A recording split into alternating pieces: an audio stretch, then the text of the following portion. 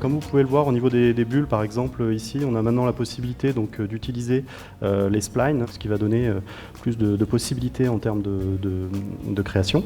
Une autre façon aussi qui a été améliorée au niveau des cotes, notamment au niveau des cotes d'angle, vous n'avez plus forcément besoin de mettre des lignes d'esquisse pour créer des angles sur des entités qui ne sont pas disponibles.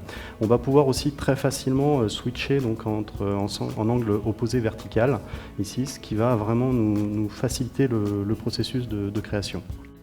En termes de table de révision, on va retrouver un petit icône qui va nous permettre d'ajouter très rapidement une nouvelle révision, ici sans utiliser le clic droit.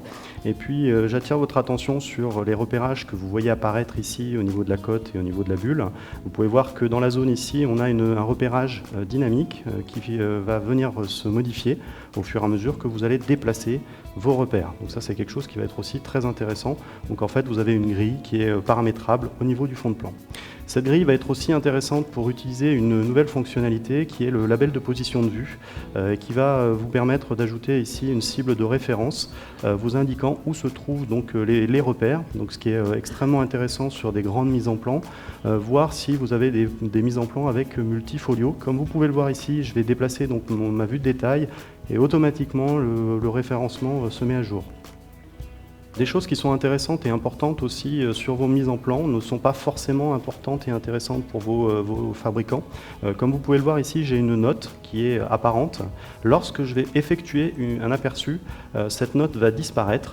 On va pouvoir gérer ça au travers des calques en ne demandant pas l'impression de certaines informations. Donc ça va aussi vous permettre pas mal de latitude. Si on zoome sur la vue de côté ici, vous pouvez voir qu'au niveau de mes axes de centrage, j'ai perdu une référence, des perçages ont été supprimés. Je peux à présent les rattacher facilement à un perçage existant et on va pouvoir aussi ajouter donc des axes de centrage à l'interface et puis on peut aussi ajouter les lignes radiales, ce qui nous permet vraiment d'avoir toutes les possibilités facilement sans perdre trop de temps.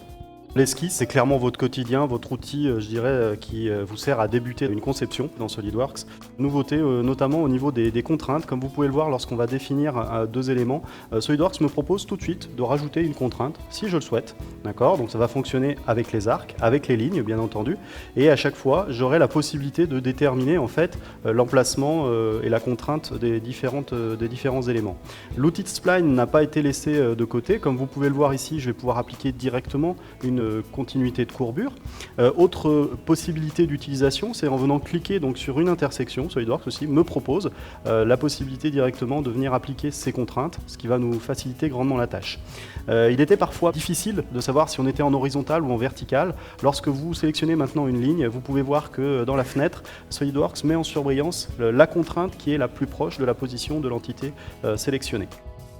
Autre outil qui a été retravaillé aussi, c'est au niveau de la cote d'angle. Vous pouvez à présent donc faire une cote comme on pouvait le faire au niveau des diamètres.